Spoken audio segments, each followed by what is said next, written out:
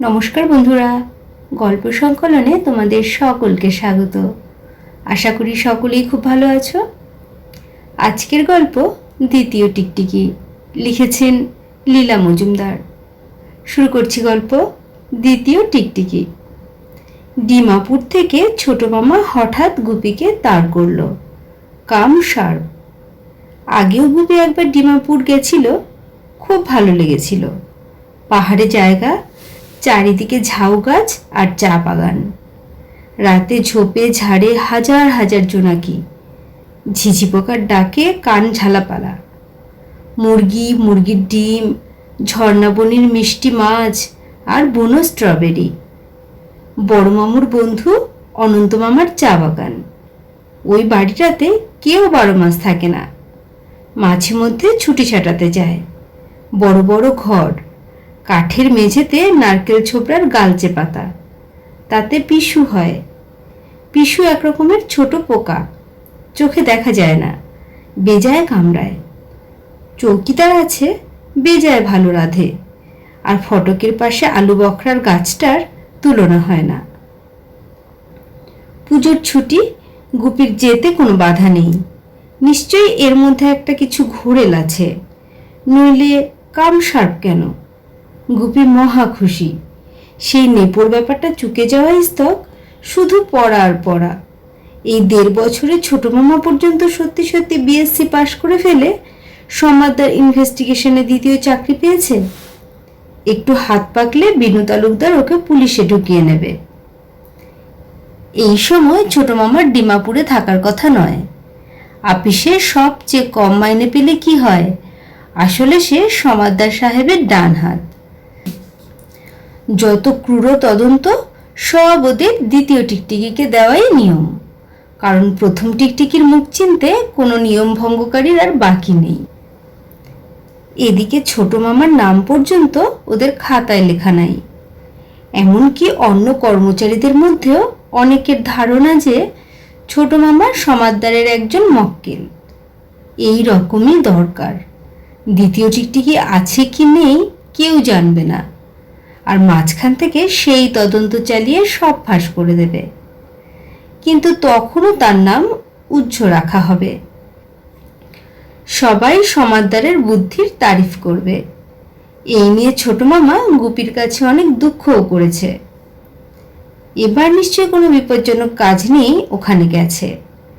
বাড়ির লোকে ঘুণাক্ষরেও কিছু জানে না, কারণ সমাদদারের আপিস বর্ধমানে। সেখানে একজন ভালো ভালো হাত আয়না ও লজেঞ্জুসওয়ালার সঙ্গে ছোট মামা থাকে। ওর নামটি পর্যন্ত কেউ জানে না। সবাই ওকে ম্যালেরিয়া বাবু বলে ডাকে। তাদের বিশ্বাস ছোট মামা কোনো খবরের কাগজের মফস্বল রিপোর্টার। চেহারা দেখে ম্যালেরিয়া রোগী বোঝা যায়। ছোট মামার এসব বিষয়ে কোনো দুঃখ নেই। ভালো টিকটিকিদের তো এইরকমই হতে হয়। ভিড়ের মধ্যে তাদের আলাদা করে চেনা যাবে না। চোরদের গা ঘেঁষে দাঁড়ালেও কিছু মালুম দেবে না। রোগা লিকলিকে চেহারা, তার উপর ভিতর একশেষ।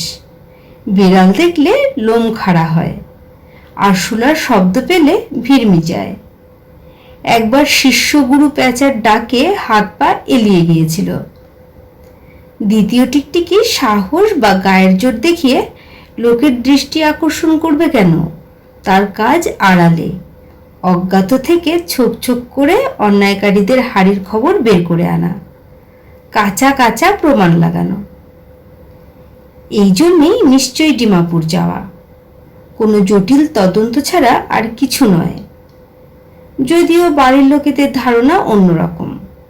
মা বললেন, যাক, তবু যে অনন্তবাবুদের সঙ্গে স্বাস্থ্যকর জায়গায় গেছে তাও ভালো।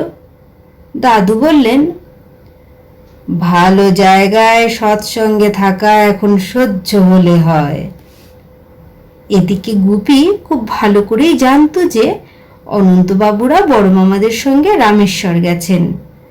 তবে বড়দের কথার মধ্যে থাকার কি দরকার, এই ভেবে চুপ করে রইল। তাছাড়া কিছু বললেই তো হয়ে গেল। ছোট মামা বেচারি একলা, অকুস্থলে ম্যানেজ করতে পারছে না। একজন বিশ্বস্ত সহকারী দরকার। তাই না কামসার? এহেন অবস্থায় তাকে তো আর হতাশ করা যায় না। শেষ পর্যন্ত বাবার তুষটাকে ছোট সুটকেসে ভরে ডিমাপুর রওনা। ছোট মামা সেই পুরনো দাড়িটা পরে ছোট গাড়ির স্টেশনে অপেক্ষা করছিল। ভাগ্যিস সেই নেপুর ব্যবহারের সময় দাড়িটা চেনা হয়ে গেছিল, নইলে ছোট মামাকে চেনা গুপির সাধ্য ছিল না। বললে, এসব ছদ্মবেশ খুবই সহজ, স্রেফ দুগালে দুটো আস্ত সুপারি আর সামনের চুল ছোট, পিছনের চুল লম্বা, ব্যাস। কোনো দুধে টিকটিকিও চিনতে পারবে না। দ্বিতীয় টিকটিকির আসল রূপ যত কম লোকে দেখে ওর উন্নতির পক্ষে ততই ভালো। হেঁটেই আসছিল ওরা, ওখানে গাড়ি কোথায় পাওয়া যাবে? ঘোড়া অবশ্যই ছিল, কিন্তু ছোট মামার হে ফিবার কিনা ঘোড়া দেখলেই হাঁচি আসে। তবে বেশি দূরও নয়, আর গুপির লম্বা লম্বা হাঁটা দেওয়া অভ্যাস। পাহাড়ের গা কেটে বাজারের মাঠ, তার পাশেই খেলার মাঠ। সেখানে মস্ত একটা ছেঁড়া তাঁবু পড়েছে দেখা গেল। দূর থেকে দেখেই গুপির মহা উৎসাহ। ও কি ছোট মামা, সার্কাস নাকি? দেখাবে তো? ছোট মামা গুপির কোকে খোঁচা দিয়ে ফিসফিস করে বলল, এক্ষুনি সব ফাঁস করে দিচ্ছিলি। ওটাই অকুস্থল, তদন্তের ক্ষেত্র।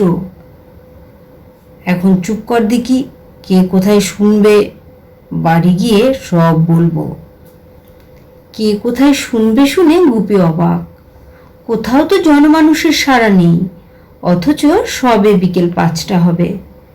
আর একবার ভালো করে দেখতে গিয়ে গুপির হাত পা ঠান্ডা। দুটো গুন্ডা চেহারার লোক ওদের পিছু নিয়েছে। ও ছোট মামা, গুন্ডায় পিছু নিয়েছে যে! ছোট মামা চটে গেল। আহা, আবার গুন্ডা কোথায় দেখলি? ও তো ছোটু আর পালক। আমার বডিগার্ডই বলিস বা ফলোয়ারই বলিস, ওরা সর্বদা সঙ্গে থাকে। নইলে দ্বিতীয় টিকটিকি গুম খুন হলেই হয়েছে, তদন্ত বন্ধ। তাছাড়া রাফ কাজ করার জন্য তো লোক চাই। একলা ওই হিংস্র, ওই যা বলে ফেলেছিলাম আর একটু হলে। আমার আবার লোকের গন্ধে হাঁপ ধরে। গুপি বিরক্ত হয়ে চুপ করে রইল, কিন্তু শিরার মধ্যে রক্ত চঞ্চল হয়ে উঠল। আহ, বিপদ কি ভালো জিনিস! প্রাণ হাতে করে পাহাড়ের পথে পথে ঘুরে বেড়ানো, পিছনে ছোটু আর পালক, এর চেয়ে ভালো আর কি হতে পারে? বাড়ির কাছাকাছি পৌঁছতেই ছোটু আর পালক পা চালিয়ে ওদের ধরে ফেলল।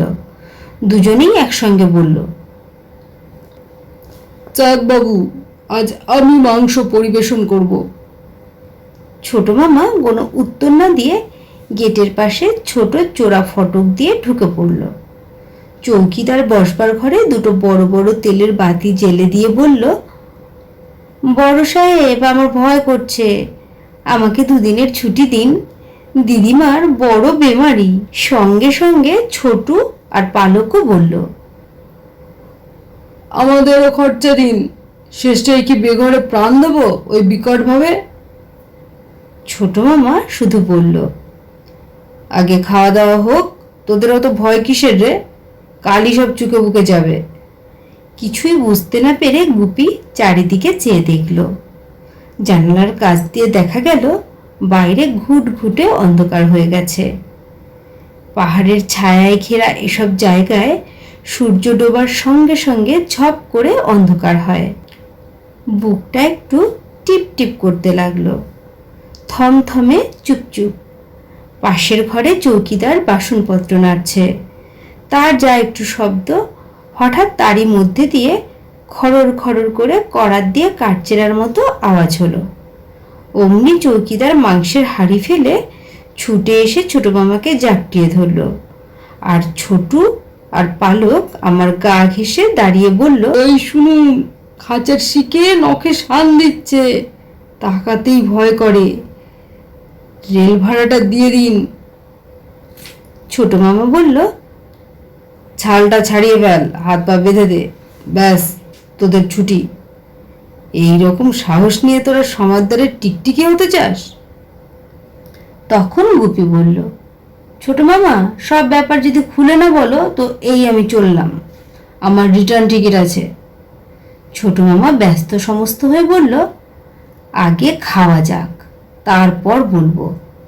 ও ছোটু, পালক, তোমরা 3 পোয়া মাংস নাও, আমাদের 1 পোয়াতেই হবে। গুপি বলল, না, মোটেই হবে না। ছোট মামা প্রায় কেঁদেই ফেলে আর কি। আর বাড়াসনি রে গুপে, সব খুলে বলবো, তখন তুই আর তোর মামাকে একা ফেলে পালাতে পারবি নে। চৌকিদার বলল, একা কেন হবে বড় সাহেব, ওরা তো আছেন। ছোট মামা তাই শুনে 2 হাতে মুখ ঢাকলো, কোনো রকমে খাওয়া চুকলো, অথচ 100 বার বলতে হবে খাসা রান্না। মুখ হাত ধুয়েই ছোট মামা বলল, দেখবে চলো তবে, পালক, আলো নিয়ে আয়। চৌকিদার বলল, আমি বাসনপত্র ধুচ্ছি, আপনারা যান। এই ছোটুটা ভারী ভীতু। বড় আস্তাবলের এক কোণে বড় একটা খাঁচা, তাতে চাকা লাগানো। লাইনের আলোয় গুপি দেখল ভিতরে একটা ভালুক শিক ধরে এক দৃষ্টে চেয়ে আছে। চোখে পলক পড়ছে না, ঠোঁটের কোণা দিয়ে নাল গড়াচ্ছে। মনে হলো বিড়বিড় করে কি বলছে। গুপি 1 হাত পিছে নিজে দরজার কাছে দাঁড়িয়ে গুপিকে ঠেলে দিয়ে ছোট মামা বলল, ওই দেখ, আগে থাকতেই ভয়ে আধমরা। বলছি ওটা সত্যিকার ভালুক নয়, কুখ্যাত জালিয়াত নুটু বিহারী। গোয়েন্দার হাত এড়াবার জন্য ভালুকের ছাল পরে সার্কাসের জানোয়ারদের মধ্যে লুকিয়ে আছে। কি আর বলবো রে, রোজ ওই ভালুকের খেল দেখতে শহর শুদ্ধ ছেলেবুড়ো ভেঙে পড়ছে। আর কেন নুটুবাবু, এবার খেলা শেষ হয়েছে, ভালো মানুষের মতো ছাল ছেড়ে বেরিয়ে এসো। আমাদের সমাদদার সাহেব গভর্নমেন্টকে বলে কয়ে তোমাকে মাফ করিয়ে দেবে, ওই খাঁচায় তো আর জীবন কাটাতে পারবে না। ভালুক চুপ করে রইল, শুধু মিটমিটে আলোয় মনে হলো চোখ দুটো একবার চকচক করে উঠল। ছোট মামা গুপিকে আবার ঠেলে দিয়ে বলল, যা না, এ তো কিছুই না, ঘাবড়াচ্ছিস কেন, সব ঠিক করে রেখেছি, তুই বললেই এই দড়ি ধরে টানবো, খাঁচার দরজা উপরে উঠে যাবে, ব্যাস, আর কিছুই নয়। তুই দৌড়ে গিয়ে 1 হাতে ওকে জাপটে ধরে অন্য হাতে চোয়ালটা ধরে এক টান দিবি, অমনি খট করে মুন্ডু খুলে যাবে, আর নুটু বিহারী সব প্রকাশ। গুপি বলল, তুমি গিয়ে জাপটে ধরো না, আমি চোয়াল টানবো। ছোট মামা বেজায় চটে গেল, বলেছি তো আমার হেভিবার আছে, ভালুক দেখলে হেঁচকি আসে, হেচ। গুপি বলল, ছোটু ও পালক। ছোটু ও পালক দরজার বাইরে থেকে বলল, 7 দিন ধরে বড় সাহেবের কথায় আমরা চাকর সেজে সার্কাসের নাম লিখিয়ে ভালুকের খাঁচা ধুয়েছি, ভালুকের গোবর সাফ করেছি। কাল রাতে সবাই ঘুমোলে প্রাণ হাতে করে খাঁচা ঠেলে এখানে এনেছি। সত্যি ভালুক না হতে পারে, কিন্তু নুটুবাবুর নখগুলোও তো কিছু কম যায় না। এই বলে ওদের গায়ে হাতে আঁচড় কামড়ের দাগ দেখালো। নুটুবাবু একটু মুচকি হেসে আবার গম্ভীর হলো। পালক আরো বলল, নিজেরা তফাতে থাকবেন আর আমাদের নুটুবাবুর সামনে ঠেলে দেবেন? ওর ওই ভালুক ছালের পকেটে বোমা নেই বলেছে, নিজেদের যদি একটু সাহস থাকতো। ছোট মামা বলল, না, আর অপমান সহ্য হয় না। গুপে, যা বলছি, তোকে দূরবীনটা দিয়ে দেবো। এবার আর বলতে হলো না, গুপি এক দৌড়ে খাঁচার কাছে গেল। ছোট মামা দরজা টেনে তুলল, আর নুটুবাবু বেরিয়ে গুপিকে জাপটিয়ে ধরে শূন্যে মুখ তুলে সে কি মরা কান্না জুড়ে দিলে। সকলের গায়ের রক্ত জল। ছোট মামা 2 একবার, ও কি নুটুবাবু, ওকে ছেড়ে দিন বলছি, আর কি হচ্ছে নাকি? নুটুবাবু গুপির কানের কাছে ঘোঁত ঘোঁত করতে লাগলো। আর তাই দেখে চৌকিদার ছোটু, পালক সে যে কি হল্লা লাগালো। ভালুক ধরল রে, ভালুক খেলো রে, ওরে বাবা রে। আশেপাশে ধূপধাপ শব্দ, হুড়মুড় করে সার্কাসের লোক এসে উপস্থিত। তারা ভালুকের খোঁজে বেরিয়েছিল। তাদের দেখেই ভালুক গুপিকে ছেড়ে দিয়ে ওদের একজনের গলা জড়িয়ে সে কি হাউমাউ। সে ওর গায়ে মাথায় হাত বুলিয়ে বলল,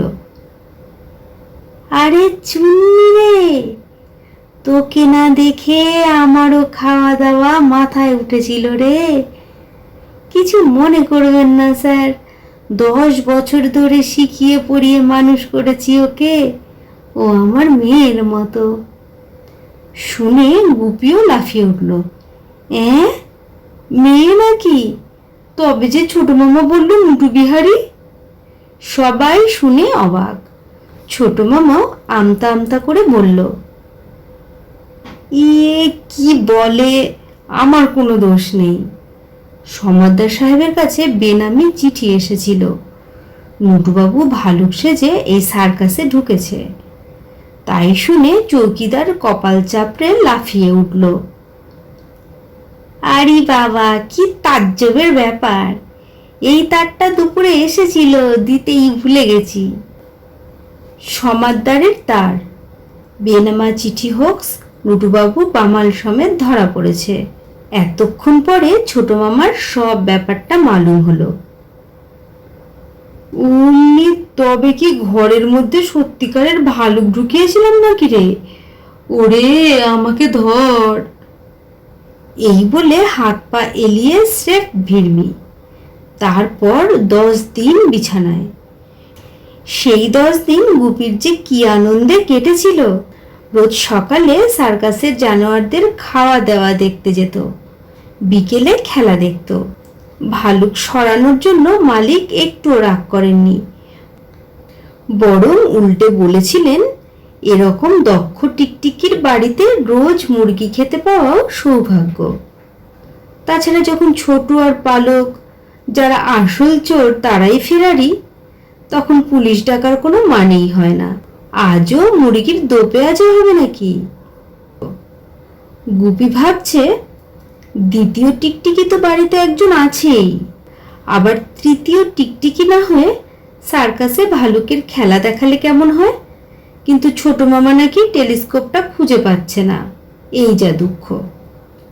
শেষ হলো গল্প দ্বিতীয় টিকটিকি।